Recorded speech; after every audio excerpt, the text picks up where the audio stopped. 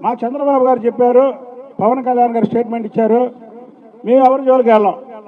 మీరు పిచ్చి పిచ్చి వాగుళ్ళు వాగారా? నేను చెప్తున్నా, మీరు 100 మందిలో ఉన్నా మిమ్మల్ని కొడతా.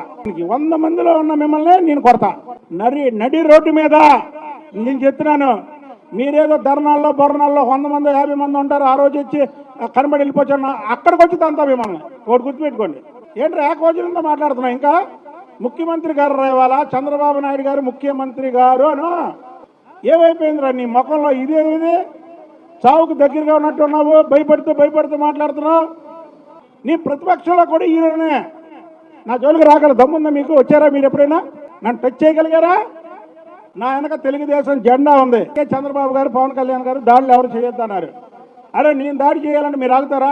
మీకు ఇచ్చిన టైం అయిపోయింది. మీరు ఆ టైంని సద్వినియోగం చేసుకొని భార్య పిల్లలతో పారిపోవడం కాదు, పండి మీరు వదిలేస్తాం.